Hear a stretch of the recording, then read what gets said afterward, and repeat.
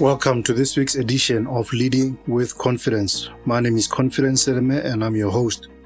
This program is proudly powered by the William Seleme Foundation, and the foundation's mission is enabling education in Africa. This week I'd like us to talk on a topic I've titled Selecting the Right Crop of People. The farmer knows that one of the first steps in bringing in a great harvest is selecting the right crops. When you select the right crops, you set yourself up for success. One of the major determining factors in your organization's success is the crop of people that you bring into it. Choosing who to hire or who to work with is one of the most significant decisions you can ever make as a leader. When you bring in the right people, you can transform your organization for the better. It can energize it with new enthusiasm and greater vigor. It can make it more efficient, more effective, and more impactful. It can catapult it to new levels and help it reach its goals and vision. Bringing the wrong people, on the other hand, can have adverse effects. It can destroy morale within the organization. It can slow down progress and decrease efficiency and productivity. It can taint the reputation of the organization and tarnish potential.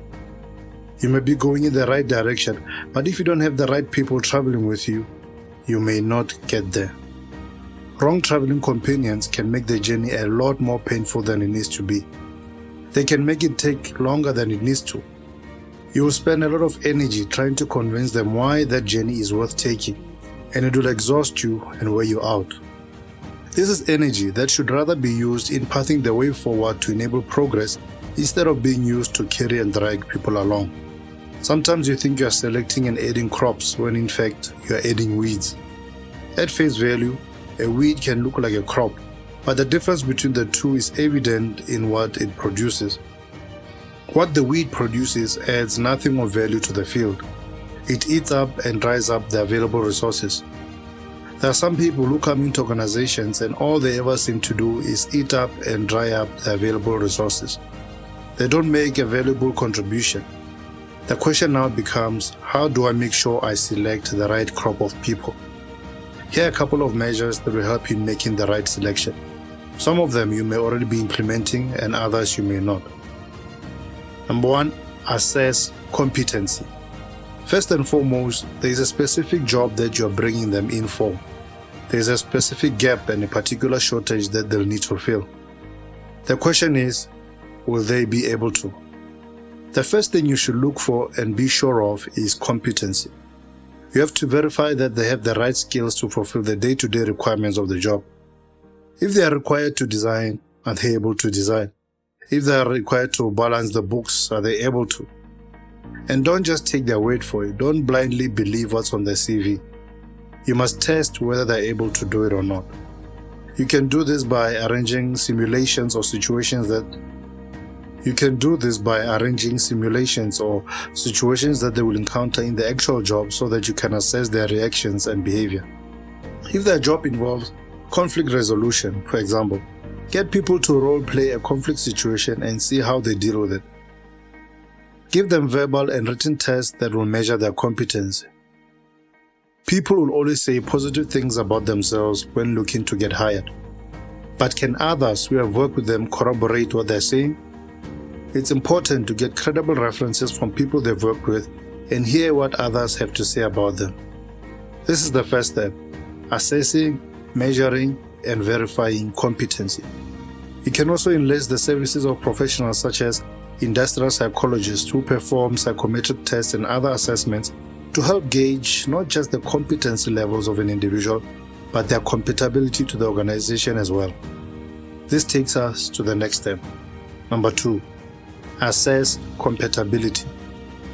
So you've ascertained that they are able to do the job, but the ability to do the job isn't the only factor to consider when hiring somebody new. The second thing you have to consider is whether they will get along with or work together well with those already within the organization. They are competent, but are they compatible?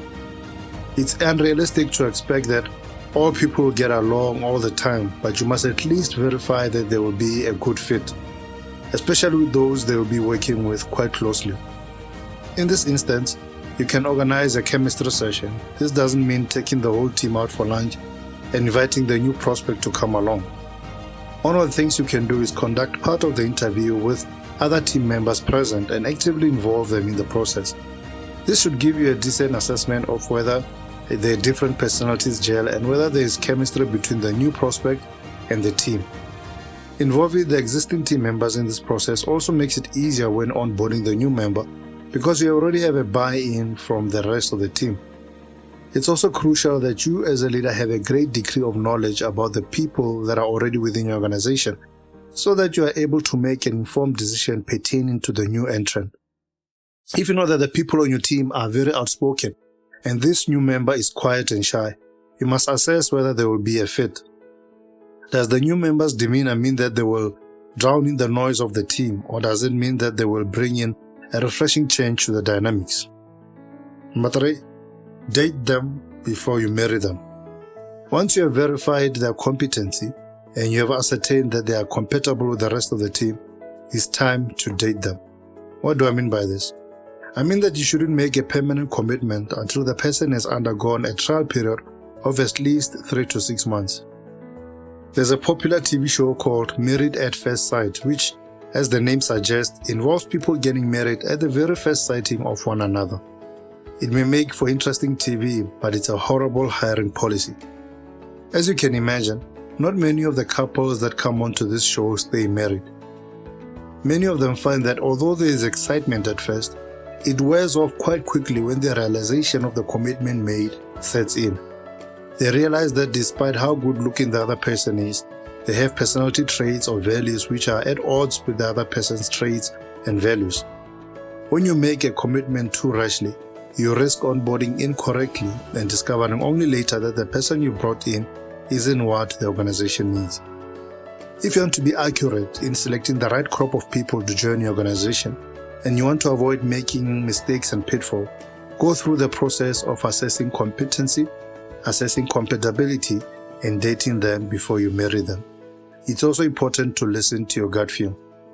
What do your instincts tell you about the person? Even if they pass all the tests and they seem perfect for the job, you must still listen to what your instincts say. Ability to listen to one's instinct is an important leadership tool, and you should make wise use of it. Next point, consider the factors. There are many factors that go into the crop selection phase in the farming process. As we mentioned earlier, selecting the right crops is one of the factors that ultimately decides whether your farming results in success or ends up in failure. Crop selection isn't always easy, especially for the entrant farmer. There are so many different crops to choose from, and there are issues of market demand, the feasibility of the crop, considering climate, quality of land, and so forth. Let's take a look at some of these factors. A. Market demand. In farming, it's important to assess the level of demand for your product in the marketplace. This is true of any business. You may be producing great products, but if there isn't sufficient demand, you are wasting your time. The skills that the people you are bringing in have, is there a market demand for them? Will they bring value that will make your organization attractive to clients and customers? To know the answers to these questions, you must have an accurate knowledge of the market you're operating in. What are the shifts that are taking place, whether from a technological, legal, environmental, political, or economic framework? One of the most important to consider is technological changes happening.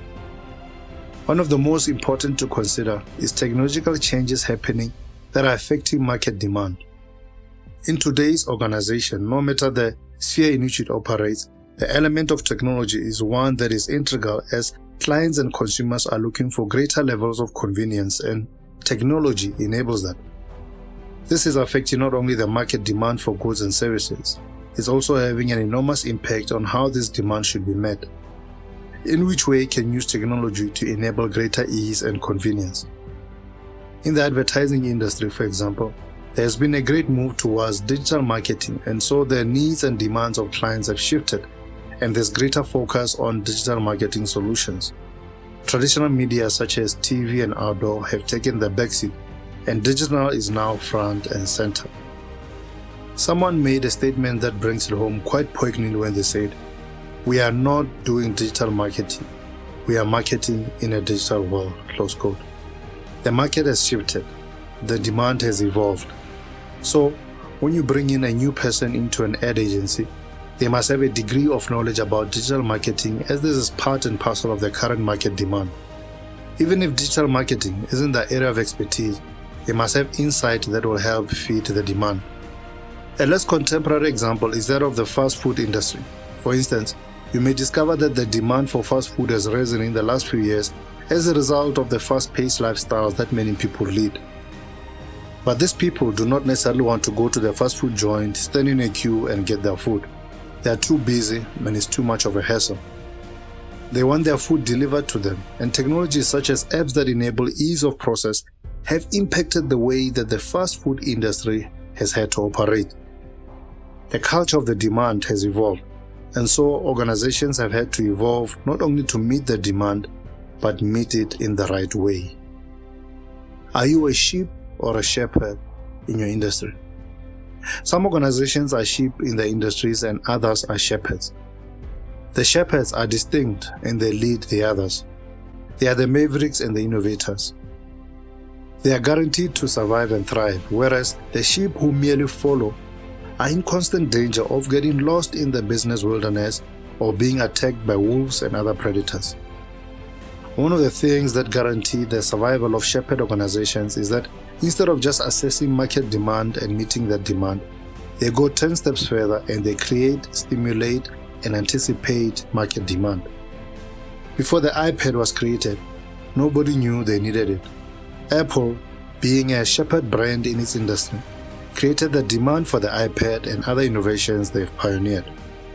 The question is, are you a sheep or shepherd in your industry? Are you simply meeting the demand that exists, or are you innovating to create and stimulate demand? Are you looking far ahead so that you are able to anticipate future demand? When you bring people into organizations, one of the key characteristics you must look for is creativity. How innovative are they? How independent are they in their thinking? Will they bring in a new, fresh, creative dynamic into the organization, or will they just blah, blah, blah like all other sheep? When you hire shepherd people, you transform into a shepherd organization. You go from trailing behind and you begin trailblazing. You become a true market leader. It takes a shepherd to recognize a shepherd. So you have to ask yourself whether you are a shepherd thinker and leader. Are you in business merely to make a bit of profit, or are you in it to make a real impact? Are you there to dominate or to be dominated and dictated to by the various forces present in your market?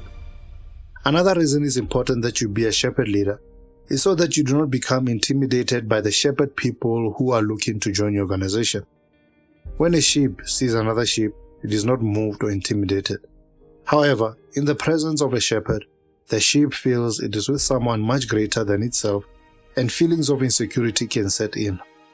Many leaders avoid onboarding shepherd people because they fear being with people who are smarter or more skilled than them.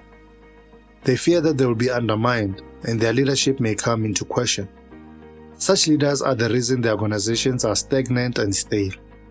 An organization of sheep will behave as sheep in the industry, but an organization of shepherds will lead and play a dominant role. Now let's look at feasibility of the crop. When we speak of feasibility, there are different connotations and associations that come to mind, but I would like us to discuss feasibility in the financial sense of the word. When you bring people on board in your organization, there are financial implications to consider. Those people need to be paid their wages or salaries. What does their package include? Do they have medical aid subsidies? Do they have house and car allowance? This financial aspect is important because it plays a key role in the satisfaction of employees. And if it is not structured properly, you can lose good, talented people. Of course, in order for money to go out, there has to be money coming in, and the organization still needs to be profitable. This is where the feasibility aspect comes in. Ideally, the organization shouldn't be paying for the person to work in the organization. That person should be paying for themselves. They should be bringing value such that they will make it possible for the organization to pay them. Over and above that, the value they bring in should not only pay for their wages and salaries, it should contribute to the bottom line profits after they've been paid. What is the quantifiable value that the people in organizations bring? Do you track and assess the value, or are you oblivious to it? It is said that we don't get paid by the hour, we get paid by the value we bring to the hour. The value that one individual brings isn't the same as that which another individual may bring, hence the difference in wages and salaries. Some people are more experienced and so may bring a greater degree of knowledge and expertise to the table. Some are more skilled or have more accolades than others. Some bring unique skills which are highly sought after and so they demand higher salaries. All these and other factors determine or contribute to the quantifiable value that people bring to an organization. However, it's not enough to speak of value or potential value. That value must be tangibly felt. That's why there are things such as performance appraisals and tracking systems such as timesheets. These help in assessing the value brought in so that the wages and salaries paid out may be sufficiently justified. Wages and salaries are investments, not expenses. In most, if not all organizations, wages and salaries are recorded as expenses that the organization incurs, and there is a rational explanation and reasoning behind it. It helps in tracking the cash flow and the accounting that must take place within the organization. Although wages and salaries are recorded as expenses, we should shift our minds and start looking at them as investments. After all, you are getting a return from the people you brought into the organization, are you not? You are paying them X and they are getting X plus Y back. When we begin looking at wages and salaries as investments rather than expenses, we begin viewing our people in a different light. We begin appreciating them more because we see the great value that they are adding.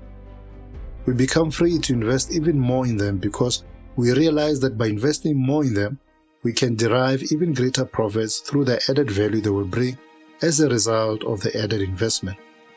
That which you obtain, you must sustain. Feasibility also speaks of sustainability. Let me first mention that we obtain the services of an individual, not the individual. No organization or leader owns a person. That's an important statement to make because some leaders believe that just because they've hired an individual, they have gained ownership over them as if they are just some commodity that one may purchase. You can own a building, furniture, products, but you can never own a person. You have the privilege of working with them to bring about results and achieve objectives.